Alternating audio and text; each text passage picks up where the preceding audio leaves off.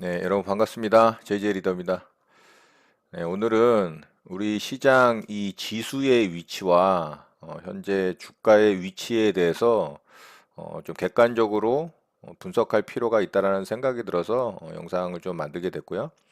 현재 우리 이 지수의 위치와 또 내가 보유한 종목이든 아니면 시장의 종목이든 이 주가의 위치를 보면 굉장히 강한 반등을 하고서 고점 대비 많은 회복을 보여준 상태입니다. 자, 코스닥 시장은 훨씬 더 강한 모습을 보여줬었죠. 무너진 전저점 라인을 회복을 해주면서 현재 장기 추세선인 121선 이평선 위에까지 종가상으로 돌파를 한 모습이 나와줬습니다.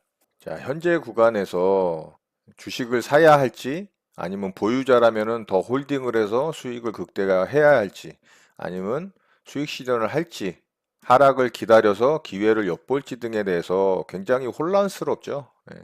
시장이 올라가고 주식이 상승을 하는데 나는 아무것도 보유하지 않고 있는 상황이라면 굉장히 시장에서 소외되는 감정이 들면서 한숨이 나오기도 합니다. 반대로 주식을 보유한 상태로 들고 있는 분들께서도 현재 구간에서 현금화를 해야 할지 아니면 좀 더 홀딩을 해서 수익을 극대화해야 할지 아니면 손실분을 줄여야 할지 굉장히 갈등이 되는 부분이기도 하죠. 자, 이런 부분에 대해서 우리는 시장을 좀 객관적인 데이터를 통해서 분석할 필요가 있다고 생각을 합니다. 자, 그런 측면에 대해서 말씀을 드리는 거고, 물론 개인적인 의견도 조금은 포함되어 있지만 최대한 객관적으로 시장을 분석해 보려고 노력을 했고요. 자, 이 데이터들을 통해서 여러분들의 투자 판단에 좀 도움이 되셨으면 하는 바람입니다. 자, 먼저 국내 경제 전망치 부분에 대해서 좀 살펴볼게요. 자, 한국경제연구원에서 1분기에 발표한 보고서입니다. 현재 국내 경제 전망에 대해서 지표로 좀 표시를 했고요. 자, 1분기에 우리나라 GDP는 마이너스 2.3%까지 떨어질 것으로 예상을 하고 있습니다. 그리고 소비자 물가는 0.4%에서 0.3%로 대략 10% 정도 감소할 것으로 예상을 했고요. 경상수지 같은 경우는 흑자 규모를 유지를 하고 있지만 600억 달러 규모에서 510억 달러까지 90억 달러 정도가 감소할 것으로 예상이 됩니다. 10%가 넘죠. 자, 그리고 실업률 같은 경우는 3.8%에서 4.2%까지 증가할 것으로 예상을 하고 있습니다. 실업률 같은 경우도 10% 정도가 증가를 하는 겁니다. 자, 이 수치가 별로 와 닿지 않을 수도 있습니다만 10%라는 실업률 증가는 굉장히 큰 수치입니다. 자, 그리고 우리나라의 부실기업 징후가 굉장히 늘어나고 있는데요. 자, 이 부분을 좀 살펴볼게요. 2019년도 우리나라 중소기업 관련 부실징후 기업 수 추이는 굉장히 증가하고 있고요. 대기업은 물론 하락을 하고 있습니다. 그리고 부실징후 기업 내 대기업, 중소기업의 수 비중을 좀 도표화한 것인데요. 대기업의 비중은 굉장히 줄어들고 있지만 중소기업의 비중은 굉장히 커지고 있는 것을 보고 있습니다. 자, 이거는 2019년도 말까지의 수치를 나타낸 것이고요. 만약에 이게 2020년도 1분기까지의 수치를 도표화했다면 현재 중소기업의 수는 비중은 지금 아래 그림과 같이 시한폭탄과 같다라고 보시면 될 것 같아요. 자, 비단 이 중소기업뿐만이 아닙니다. 자, 현대차 같은 경우는 현재 완성차와 부품업계에 관련한 피해 예상 규모를 좀 살펴보도록 할까요? 자, 75조 원 규모의 매출 차질을 빚게 생겼습니다. 완성차가 51조 규모고요. 이 부품이 25조 원 규모입니다.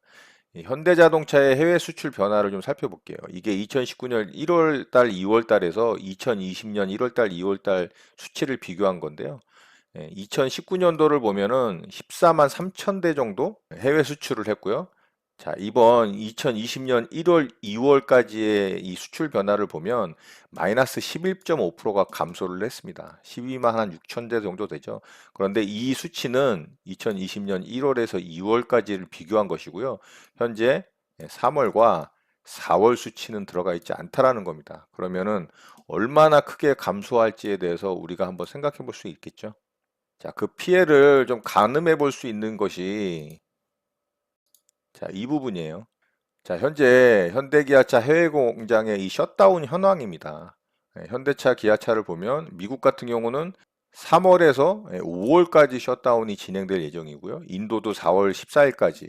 자, 체코 같은 경우도 4월 13일까지인데 지금 유럽도 지속적으로 이 팬데믹 상황을 지켜보면서 사회적 거리두기를 연장하고 있는 상태죠. 자, 터키 공장은 5월 달이고요. 러시아 4월 말, 브라질 4월 말. 자, 기아차 같은 경우도 거의 마찬가지입니다. 4월 달까지는 공장이 돌아가지 않는 상황입니다. 그러면 좀 전에 본 1월 달과 2월 달까지의 이 현대차, 기아차의 이 수출 감소 대수를 살펴봤지만 마이너스 11% 정도였잖아요. 그렇다면은 이 2분기의 실적이 나온다면 어떻게 될까요? 불을 보듯 최악의 수치가 나올 가능성이 굉장히 높습니다. 자, 비단 자동차뿐만 이럴까요? 자, 항공 부분을 좀 살펴볼게요. 자, 항공 부분을 좀 살펴보면 2020년 국내 국제선 항공 여객 추이입니다. 자, 여기 보시면 1월 달까지의 항공 여객 추이를 보면 100만 건이 넘죠. 국제선과 국내선을 합한 이 항공 여객 추이가 100만 건이 넘습니다. 그런데 이 3월 달 수치를 한번 보세요. 10만 건으로 줄었어요. 17만 건으로. 10분의 1 토막이 나버렸습니다, 여러분. 80%에서 90%가 감소를 했어요. 자, 이게 어떤 의미를 반영하는지 한번 곰곰이 생각해 보시기 바랍니다. 자, 항공업계는 지금 존폐 위기에 놓여 있다고 해도 과언이 아닐 정도거든요. 자, 현재 항공업계가 단기에 갚아야 할 이 빚에 대해서 좀 살펴볼까요? 자, 대한항공 같은 경우는 올해 갚아야 할 차입금 빚이 4조 5천억 가까이 돼요. 그중에 현금성 자산은 1조 600억 정도밖에 안 됩니다. 거의 4분의 1 수준이죠. 자, 그런데 지금도 하늘길은 어떻게 돼 있나요? 다 폐쇄돼 있잖아요. 날이 가면 갈수록 매출은 감소하고 빚은 늘어날 가능성이 높겠죠. 자, 아시아나항공은 보세요. 올해 갚아야 할 차입금이 2조 5천억이고요. 현재 보유 현금성 자산이 600억밖에 안 됩니다. 자, 제주항공은 그나마 소규모 항공사에서는 그래도 좀 버틸만 해요. 현재 월 현금 부족분이 최소 233억 원인데 현금성 보유 자산이 2,200억 정도 됩니다. TA항공도 부족분보다는 보유 현금성 자산이 많아요. 자, 진에어가 그 중에 가장 좀 낮습니다. 자, 부족분은 133억 정도 되는데 현재 현금성 자산이 2,900억 정도 돼요. 그리고 에어부산도 조금 버틸만 하죠. 그런데 이 아래 세 개의 항공사는 현재 이스타항공 같은 경우는요, 아예 돈이 하나도 없어요. 완전 자본 잠식 상태고 현재 셧다운 상태입니다. 플라이 강원도 마찬가지로 자본 잠식률이 50% 미만인 상태입니다. 자, 이게 현실입니다. 이게. 예. 우리나라 항공사의 현실. 우리나라 정부에서 지금 이 항공업계에 지원해 준 돈이 얼마인지 아세요? 그것도 소규모 항공업계에 3천억 원입니다. 3천억 원. 자, 그 부분을 한번 좀 살펴볼게요. 현재 국내 이 항공산업의 경제 효과를 좀 잠깐 살펴보면 일자리 부분만 해도 80만 개가 넘고요. GDP 부분을 차지하는 비율이 58조 원 정도 됩니다. 그리고 투자 관광 등 파급 효과가 무려 1145조 원에 달합니다, 여러분. 1145조 원. 자, 이번에 우리나라에서 이 증권안전펀드 기금하고 또 채권안전펀드 기금에서 100조 원을 풀었잖아요. 그거랑 한번 비교를 해보시기 바랍니다. 10분의 1 정도죠. 이 투자 관광 등 파급 효과가 1145조 원인 거에 비하면은 100조 원이 10분의 1밖에 안 된다는 겁니다. 그러니까 이 국내 항공산업 관련한 이 경제 파급 효과가 얼마나 큰지 감이 좀 오시죠. 아까 보여드렸다시피 이 여객 감소권이 10분의 1 토막이 났습니다. 자, 그러면 이 관광산업 관련한 이 파급 효과도 10분의 1로 줄어들었겠죠? 자, 이렇게 항공업계가 그 나라의 경제 전반에 미치는 파급 효과가 크기 때문에 이 세계 각국의 항공업계 지원책을 보면은 막대합니다. 자, 미국 같은 경우는 580억 달러 규모 보조금 및 대출을 단행을 했고요. 독일 같은 경우는 무한대 금융 지원을 하겠다라고 나섰습니다. 자, 프랑스 같은 경우도 우리나라 돈으로 대략 60조 원 정도가 이 금융 지원을 하겠다라는 이야기를 했고요. 싱가포르 같은 경우도 16조 원 규모입니다. 자, 그런데 우리나라 어떤가요? 제가 아까 말씀드렸던 것처럼 저비용 항공사에 3천억 원밖에 대출을 안 해준 상태입니다, 현재. 자, 이런 상태다 보니까 현재 국내 항공업계 대한항공하고 아시아나항공 이 회사 두 개가 지금 정부만 바라보고 있는 상태라고 보시면 됩니다. 자, 그리고 국내에 이 회사채 만기가 도래하는 기업들의 이 내용들을 좀 잠깐 살펴보면요. 자, 현재 이 회사채 만기 도래 이 금액으로만 봐도 4월 이후 9월 달까지만 좀 볼게요. 자, 6조 원이 4월 말에 도래하고요.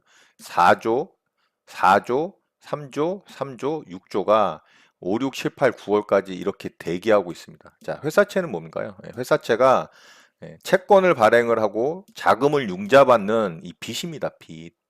자, 4월 만기 도래액 중에서 한국금융지주가 2,500억 정도의 이 만기 회사채가 도래를 하고요. 대한항공이 2,400억, SK네트워크스 2,000억. 이름만 들어도 알만한 회사들의 이 빚이 4월 말에 다 도래합니다. 만도 1,500억, 하이트진로 1,400억, 대한통운 1,200억. 다 이름만 봐도 알 수 있는 기업들이죠. 자, 그런데 이 회사채 만기가 도래하는 기업들이 과연 이런 우량한 기업들만 있을까요? 자, 여기 보시면 신용등급 AA 마이너스 이하 기업들의 회사채 만기 도래 내용이고요. 싱글 A 이하, 트리플 B 기업들까지 이 회사채 만기 내용들을 살펴본다면 4월 말 이후에 디폴트가 일어날 채무 불이행, 부도가 날 확률이 있는 기업들이 굉장히 많다라고 보시면 돼요. 자, 이게 현재 우리나라 기업들이 처해 있는 상황입니다. 아래 보시면은 폭탄은 보이시죠? 심지에 불붙은 폭탄과 다르지 않은 상황이라는 걸 표현을 하고 있는 겁니다. 자, 회사채 부분은 이런데요. 실제로 우리가 피부로 느낄 수 있는 이 먹고 사는 문제에 관련된 지표를 한번 좀 살펴볼게요. 자, 이거는 소매 유통업에 관련된 경기 전망 지수를 표로 나타낸 건데요. 자, 1000개 회사를 대상으로 해서 이 도표를 만들어낸 겁니다. 자, 이 100 이하의 수치가 있다라고 보시면은 경기가 좋지 않다라는 뜻이고요. 이 100 이상의 이 수치가 표시가 됐을 때는 경기가 호전될 것이라는 기업이 많다라는 의미라고 보시면 돼요. 자, 그런데 19년도 1분기서부터 계속 100 이하에 있죠. 그리고 이번 2020년 2분기에 이 수치를 보십시오. 66까지 급락을 했습니다. 자, 1분기 대비 30%가 떨어졌다라고 보시면 돼요. 자, 여기 보시면 2020년 소매 유통업 업태별 이 지수를 도표화시킨 거고요. 대형마트 같은 경우도 1분기 대비 거의 반토막이죠. 자, 백화점은 거의 30% 마이너스고요. 자, 편의점 그 경기에 그렇게 둔감하다라는 편의점도 거의 30% 가까이 빠졌어요. 자, 슈퍼마켓도 마찬가지. 온라인 홈쇼핑도 이번 팬데믹으로 인해서 굉장한 수혜를 얻었다라는 이 업태도 2분기에는 마이너스가 날 것으로 보이고 있어요. 이 먹고 사는 거에 관련된 이 업종들도 이번 팬데믹의 충격에 벗어날 수 없다라는 겁니다. 자, 비단 우리나라뿐만이 아니죠. 자, 중국을 좀 살펴보면 중국의 GDP를 성장률로 추이를 나타낸 건데요. 2010년 이후 지속적으로 하락을 한 이후에 2019년도 말에는 6.0까지 떨어졌습니다. 중국의 분기별 경제 성장 추이를 좀 살펴보면요. 이번 2020년 1분기에 마이너스 6.8% 역성장입니다. 자, 중국이 자본주의를 도입한 이래로 역대급 하락입니다. 이런 적이 없었어요. 2019년 4분기에 6.0% 성장을 했던 이 경제 성장률 추이가 지금 마이너스 12.8%까지 떨어진 겁니다. 얼마나 이 큰 충격인지 눈으로도 확 보실 수가 있습니다. 자, 다음 도표를 한번 볼게요. 자, 요거는 앞에 그림을 다른 그림으로 좀 표시한 거고요. 마찬가지고요.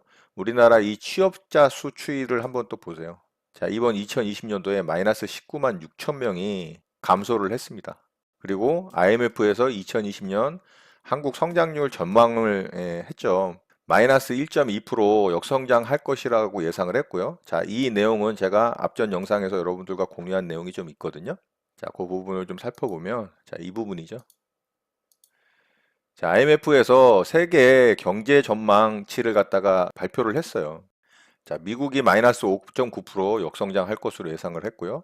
자, 유럽 쪽은 이탈리아만 봐도 마이너스 9.1%, 가장 역성장률이 크죠. 스페인도 마이너스 8%. 자, 우리나라는 마이너스 1.2%, 굉장히 선방한 겁니다. 자, 중국은 플러스이긴 하지만 이 중국의 기존의 성장률 추이에서 이 성장률은 정말 마이너스와 다르지 않다라고 보시면 될 것 같아요. 자, 이게 현재 전 세계의 경제 성장률 추이의 팩트입니다. 자, 그런데도 불구하고 미국 시장도 상승을 하고 우리나라 시장도 굉장히 강하게 상승을 했어요. 왜 그랬을까요? 자, 그 이유는 두 가지로 좀 들 수가 있어요. 자, 첫 번째는 바로 이 부분입니다. 이 금융위기를 대처하는 빠른 속도와 또 대규모 경기 부양책 때문에 가능했던 거거든요. 자, 기준금리를 제로로 일하는데 이 글로벌 금융위기 때는 석 달 정도 걸렸습니다. 자, 그런데 이번에는 2주밖에 안 걸렸었어요. 이 양적 완화 정책을 펼치는데 7년에 걸쳐서 금융위기 때는 6조 7,500달러를 풀었는데요. 이번에는 한 달도 안 돼서 무제한으로 돈을 풀겠다라고 선언을 했습니다. 그리고 이 기업어음 CP를 매입하는데 이 글로벌 금융위기 때는 8천억 달러를 매입을 했었어요. 자, 이번에는 1조 달러 규모의 매입 발표를 했고요. 이 회사채 부분은 매입을 안 했었습니다. 왜? 이게 불법이거든요.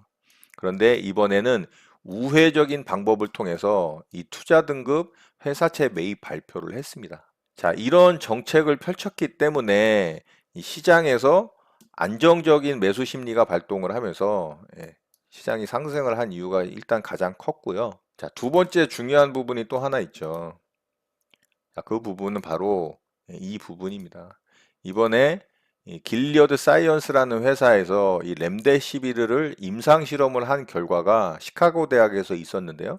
이 결과가 실질적으로 발표되기 이전에 그 자료가 유출이 되면서 치료에 효과가 있다라는 게 입증이 됐다. 뉴스가 이제 나오게 됐습니다. 자, 그 뉴스를 접한 이 시장 참여자들의 매수 심리가 발동을 하면서 시장은 또 급등을 했죠. 미국 시장이. 자, 그에 더불어 우리나라도 굉장히 상승을 강하게 했던 겁니다. 자, 길리어드 사이언스의 렘데시비르의 효과가 입증이 완전히 된 건 아닙니다. 이 길리어드 사이언스 사에서 굉장히 보수적으로 접근을 해야 된다. 아직 임상의 결과에 대해서 사람에 대한 안정성에 대한 부분까지 확인이 된 것은 아니다라고 약간 보수적인 입장을 좀 발표를 하긴 했습니다만 시장에서는 굉장히 긍정적인 이 반응을 한 것이죠. 자, 이 두 가지 미국에서의 아주 발빠른 대규모의 경제 정책과 금리 정책 그리고 양적 완화 정책을 편 것과 치료제가 개발될 수 있을 것이라는 기대감으로 인해서 시장에서 굉장히 격한 반응이 생긴 것입니다. 자, 우리나라 기업들도 굉장히 치료제 개발에 열심이죠. 자, 우리나라 기업들은 이런 기업들이 좀 치료제와 백신을 개발하고 있는 상태고요. 이 백신 부분에서는 뭐 SK, 녹십자, 또 보령제약, 제넥신 이런 회사들이 현재 백신을 개발하려고 굉장히 박차를 가하고 있고요.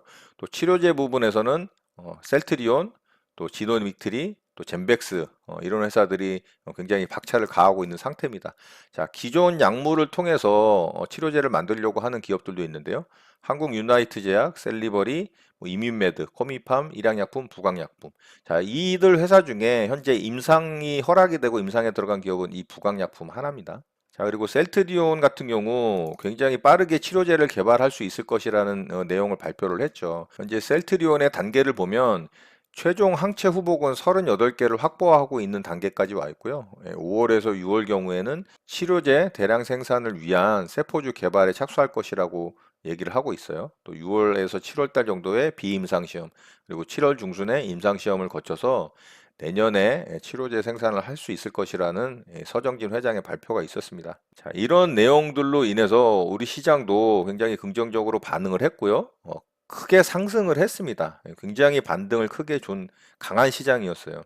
그렇지만 제가 앞서 설명드린 우리가 눈으로 보고 있는 기업들의 상황이라든가 또 지표들을 바라본다면 과연 지금 시장이 여기서 더 상승을 할 것인가? 그래서 매수를 해서 그 상승분에 대한 수익을 챙길 것인가에 대한 부분을 고려를 해본다면 여러분은 어떨 것 같으신가요? 과연 상승분에 대한 메리트가 클까요? 조심해야 될 이 하락분에 대한 보수적인 접근이 더 중요할까요? 저는 후자 쪽에 좀 무게를 싣고 싶습니다. 자, 투자의 귀재 워렌 버핏 아시죠? 자, 워렌 버핏 버크셔 해서웨이가 이 델타 항공 지분 일부를 매각을 했습니다. 물론 손해로 매각을 했어요. 자, 이번 팬데믹 사태로 인해서 약 50억 달러 규모의 이제 손해를 봤어요. 50억 달러를 우리나라 돈으로 환산을 하자면 한 6조 정도 되죠. 뭐 버크셔 해서웨이의 자산 가치에 비하면 사실 6조는 큰 돈이 아닙니다. 자, 이번 하락으로 인해서 이 버크셔 해서웨이가 이 손해를 본 돈을 갖다가 이 조사를 한 내용인데요. 무려 640억 달러, 우리나라 돈으로 78조 정도가 이제 손실을 입었던 내용을 확인을 할 수가 있어요. 물론 지금 반등을 해서 손실 규모는 많이 줄었겠죠.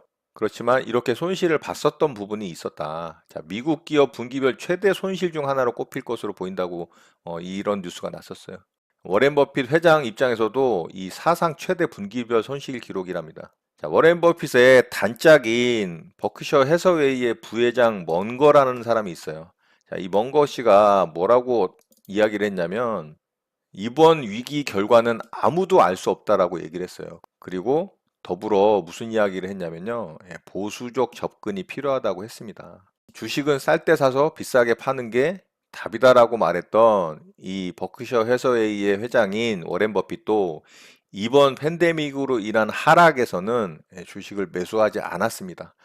꽤 큰 반등이 나왔지만 현재 구간에서도 보수적 접근이라는 이야기를 하면서 지속적으로 위험에 대한 경고를 하고 있는 상태예요. 과연 지금 시장의 위치에서, 지금 지수의 위치에서, 지금 종목들의 주가의 위치에서 우리가 취해야 할 이 포지션은 어떤 것인지 여러분도 한번 곰곰이 생각해 보시기 바라겠습니다. 제가 지속적으로 지금 주식시장은 굉장히 위험한 구간이라는 내용을 여러분들과 공유를 하고 있고 또 그 부분에 대해서 굉장히 강조드리고 말씀을 드리고 있습니다. 종목들이 올라가는 부분을 보면 소외감을 느낄 때도 있어요. 그렇지만 저는 그 위험을 감수하고 싶진 않고 시장이 하락을 했을 때 더 한번 이 기회를 잡고 싶다라는 생각을 하고 있기 때문에 지금 시장의 접근은 굉장히 보수적으로 하고 있는 상태입니다. 저는 이런 포지션을 잡고 있기 때문에 여러분들은 그런 내용들을 잘 참고하셔서 이 객관적인 데이터들을 잘 살펴보시고 시장에 어떻게 접근할 것인지를 한번 곰곰이 생각해 보시기 바랍니다. 자, 오늘 내용은 이것으로 마치도록 하겠습니다. 오늘 하루도 마무리 잘 하시고요. 늘 행복하시기 바랍니다. 여러분의 구독과 좋아요는 언제나 영상 제작에 큰 힘이 됩니다. 감사합니다. JJ 리더였습니다.